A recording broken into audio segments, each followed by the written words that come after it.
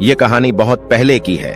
किसी नगर में एक व्यक्ति रहा करता था जिसका इस संसार से मन भर चुका था, जो इस संसार की मोह माया को त्याग देना चाहता था। उसने एक दिन यह फैसला किया कि वह इस संसार की हर एक मोह माया को त्याग देगा। उसने अपना मन बना लिया था। उस व्यक्ति ने सन्यासियों का जीवन देखा था और उसने अब यह तय कर लिया था कि वह अब एक सन्यासी बनेगा। वह तुरंत अपने घर से निकलकर पास में रह रहे एक बौद्ध भिक्षुक के पास जाता है और उनसे कहता है कि मुझे एक सन्यासी जीवन जीना है। मैं इस संसार की मोह माया को त्याग देना चाहता हूँ। इस पर वह बौद्ध भिक्षु उस सन्यासी से कहते हैं कि क्या तुम सच में सन्यासी का जीवन जीना चाहते हो? इस पर वह व्यक्ति उस बौद्ध भिक्षु के सवालों का जवाब देता है और कहता है, जी बिल्कुल। वह व्यक्ति कहता है, मैंने तय कर लिया है कि अब मुझे इस संसार की मोह माया को त्यागना है। उस वृद्ध की बात सुनकर बौद्ध भिक्षु कहते हैं, तो ठीक है, लेकिन तुम्हें मेरी एक बात माननी होगी। इस पर वह व्यक्ति कहता है कि मैं आपकी सारी बात मानने को तैयार हूँ। इस पर वह बौद्ध भिक्षु उस व्यक्ति से कहते हैं कि आज के बाद तुम मुझसे कभी नहीं मिलोगे। जब मुझे जरूरत होगी तब तुम्हें खुद ही बुला लूंगा। हमारे आश्रम में 1000 सन्यासी रहते हैं। तुम्हें उन्हीं की तरह रहना है और उन्हीं की तरह खाना है, उन्हीं की तरह वस्त्र पहनना होगा और ठीक वैसा ही जीवन जीना होगा जैसे कि वे सब जी रहे हैं। इस पर वह व्यक्ति कहता है कि ठीक है गुरुवर, मैं तैयार हूं। इतना कहकर वह व्यक्ति उस बौद्ध भिक्षु को प्रणाम करता है और वहां से आश्रम की ओर चला जाता है। आश्रम में जाने के बाद उसे एक कमरा मिलता है। वहां जाकर चुपचाप बैठ जाता है। आश्रम में रहने वाले सभी लोग उसे चावल कूटने का काम दे देते हैं। वह व्यक्ति उन 1000 सन्यासियों के लिए हर रोज चावल कूटने का काम करने लगा। इसी तरह उसका जीवन व्यतीत होने लगा। उसे लगता था कि जब गुरुजी को उसकी जरूरत होगी तब वह उसे बुला लेंगे। इसी इंतजार में वह व्यक्ति वहां रहने लग जाता है। वह सुबह से लेकर शाम तक केवल चावल कूटने का ही काम करता था। उसे यह काम करते करते धीरे धीरे 12 साल बीत गए। अभी तक वह बौद्ध भिक्षुओं ने उस चावल कूटने वाले व्यक्ति को कभी नहीं बुलाया। लेकिन यह काम करते करते अब उस चावल कूटने वाले व्यक्ति के मन में कोई भी विचार नहीं रह गए थे। न ही कोई अड़चन और न ही कोई समस्या उसके मन में पनप रही थी। 12 सालों के बाद वह बौद्ध भिक्षु कब बूढ़े हो चुके थे। उन्हें लग चुका था कि अब उनका अंतिम समय आ चुका है और उन्हें अपना एक उत्तराधिकारी चुनना होगा। इसीलिए उन्होंने पूरे आश्रम में घोषणा करवा दी कि जो कोई भी मेरा उत्तराधिकारी बनना चाहता है वह देर रात में मेरे कमरे के बाहर 4 पंक्तियां लिखकर जाएगा और उसे उन पंक्तियों में बताना होगा कि जीवन जीने का सही तरीका क्या है, इस जीवन को किस तरीके से जीना सही है। इस जीवन का सत्य लिखना होगा। लेकिन एक बात याद रखना, उसे खुद के अनुभव के द्वारा लिखना होगा। किताब में कही हुई बातों को नहीं लिखना होगा या कहीं से नकल मारकर नहीं लिखना है। जो भी यह बताने में सफल हो जाएगा वही मेरा उत्तराधिकारी होगा। आश्रम में जितने भी लोग रह रहे थे वह सब उस बौद्ध भिक्षु को बहुत मानते थे। कोई भी उन्हें धोखा नहीं देना चाहता था। सभी भिक्षुओं के मन में यह चाहत थी कि वह उनका उत्तराधिकारी बने, लेकिन कोई भी यह काम करना नहीं चाहता था। उन 1000 बौद्ध भिक्षुओं में से एक विद्वान भिक्षुक ने बहुत ही हिम्मत जुटाकर अंधेरी रात में दीवार के बाहर लिख दिया कि मन एक दर्पण की तरह है, उसमें धूल जम जाती है। उस धूल को साफ कर दो तो सत्य अनुभव में आ जाता है और सत्य मिल जाता है। ये 4 पंक्तियां उस शिष्य ने बड़ी हिम्मत जुटाकर अपने गुरुवर के कमरे के बाहर लिख दिया। अगली सुबह जब बौद्ध भिक्षु उठे और कमरे के बाहर लिखी 4 पट्टियों को पढ़ा और कहा कि किस मूर्ख ने लिखी है, मेरी दीवार को किसने खराब कर दिया है, उसे पकड़कर अभी मेरे पास लाओ।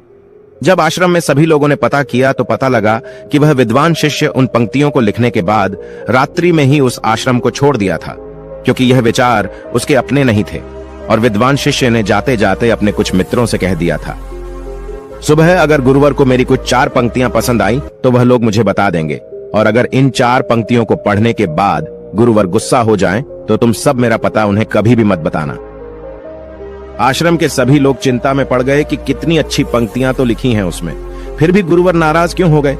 इतनी अच्छी बात तो लिखी थी उसने कि मां ने दर्पण की तरह है, अगर उसे साफ कर दिया जाए तो उसका प्रतिबिंब स्पष्ट दिखने लगता है। वे सब कहते हैं, चलो देखते हैं कि गुरुवर को ऐसा उत्तराधिकारी कौन मिलेगा जो उनके सवालों का सही जवाब उस दीवार पर लिख सके। वह कौन होगा जिसके पास इससे भी विचार होंगे। कुछ लोग यह सब बातें उस चावल कूटने वाले व्यक्ति के कमरे के बाहर कर रहे थे। वह चावल कूटने वाला व्यक्ति पूरी बातें सुन लेता है और जोर जोर से हंसने लग जाता है। लोग उससे पूछते हैं, इसमें हंसने वाली बात क्या है, तुम्हें इसमें क्या गलत लगता है। वह चावल कूटने वाला व्यक्ति कहता है, गुरुवर सही तो कह रहे हैं कि किस नासमझ ने यह सब लिखा है। इस पर वैसे लोग गुस्सा हो जाते हैं और उस चावल कूटने वाले से कहते हैं कि तुम्हें क्या पता, तुम तो 12 सालों से सिर्फ चावल कूटने का ही काम कर रहे हो। तुम्हें किस बात का ज्ञान है?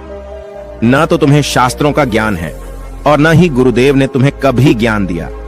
अगर तुम्हें इतना ही ज्ञान है तो तुम ही क्यों नहीं अच्छे शब्द बता देते? वह व्यक्ति हंसते हुए कहता है कि ठीक है, मैं जरूर बता दूंगा, लेकिन इतने सालों से मैंने लिखने का अभ्यास नहीं किया हूं तो लिखना मैं भूल गया हूं। मैं बातों को जरूर बता दूंगा, लेकिन किसी को मेरी बातें लिखनी होगी।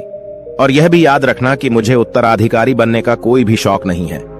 इस पर वैसे लोग कहते हैं तो ठीक है, क्या लिखना है बताओ।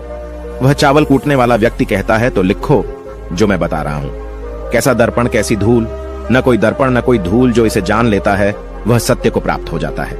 यह बात उस गुरुदेव के कानों में पड़ जाती है।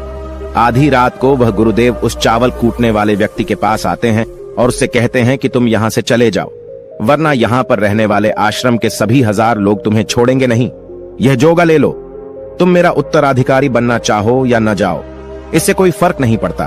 तुम उत्तराधिकारी बनो या न बनो, लेकिन जो शब्द तुमने कहे थे वही शब्द बिल्कुल सत्य हैं और जीवन के अनुभव को दर्शाते हैं। इसलिए मन ही मन मैं तुम्हें अपना उत्तराधिकारी मान लिया हूं। और अगर यह बातें उन 1000 आश्रम वाले लोगों तक पहुंच जाएंगी तो वह सब तुमसे जलने लगेंगे और तुम्हें चोट पहुंचाएंगे। यह लोग बर्दाश्त नहीं कर पाएंगे। ये चावल कूटने वाले व्यक्ति उत्तराधिकारी कैसे बन सकता है? जिसे कभी ज्ञान नहीं, जिसने कभी शास्त्र पढ़ा ही नहीं, वह उत्तराधिकारी कैसे बन सकता है? वह भला कैसे सत्य को प्राप्त कर सकता है? और यहाँ पर शास्त्र जानने वाले सभी लोग सर पीटते रह जाएंगे। इसलिए तुम यहाँ से चले जाओ, कहीं और अपनी दुनिया बनाओ और वहां के लोगों को ज्ञान से भर दो। इस पर महात्मा बुद्ध ने भी अपने एक शिष्य से कहा था, जब तुम्हारे मन की सारे विचार शांत हो जाएं, तुम्हारे भीतर विचार आना बंद हो जाए, उस दिन से तुम्हें सत्य का अनुभव हो जाएगा। तुम सत्य का अनुभव करोगे, खुद को भी और इस ब्रह्मांड को भी समझ पाओगे। और यही बुद्धत्व प्राप्ति का पहला कदम है। मन को शांत करने का पहला तरीका जो बौद्ध ग्रंथों में बताया गया है वह खुद के विचारों पर करना। इन्हें अच्छे से समझना कि आखिर आपके अंदर कौन से विचार उत्पन्न हो रहे हैं, आपके अंदर आखिर क्या चल रहा है। उन्हें अच्छी तरीके से और जागरूकता के साथ समझने की कोशिश करना, न कि अपने विचारों को दबाने की कोशिश करना। अगर आप अपने मन के विचारों को दबाने की कोशिश करते हैं तो यह गलत होगा, जिसकी वजह से मन और तेजी से भटकने लगेगा और बार बार भटकेगा। लेकिन जब भी आपको लगने लगे कि आपका मन बहुत तेजी से भटक रहा है तो तुरंत आप उस पर ध्यान देना शुरू कर दें। उसको जागरूकता के साथ देखें और अपने विचारों पर ध्यान दें। निरंतर प्रयासों के बाद आप पाएंगे कि आपके अंदर विचारों को जागरूक होकर देखने की एक आदत सी लग गई है। लेकिन उसी के साथ आप यह भी देख पाएंगे कि आपके मन में बुरे विचार अत्यधिक उत्पन्न हो रहे हैं। आपके मन में जो भी विचार उत्पन्न हो रहे हैं वह सकारात्मक भी हो सकते हैं और नकारात्मक भी। उनसे आपको कोई भी छेड़खानी नहीं करनी है, बस आपको अपने प्रयास पर काम करते रहना है। लेकिन यह अभ्यास आप लगातार करते रहे हैं तो एक समय आने के बाद आप अपने विचारों को नियंत्रित करने में सफल हो जाएंगे और उसे रोक भी सकते हैं। तब जाकर आपको असली शांति और सुकून की प्राप्ति हो जाएगी। तब आपको किसी भी प्रकार की चिंता नहीं सताएगी, क्योंकि आप खुद पर विजय प्राप्त कर लिए हैं। आप अपने विचारों को नियंत्रित कर सकते हैं। दोस्तों, इस वीडियो में बने रहने के लिए सच्चे दिल से आपका बहुत बहुत आभार।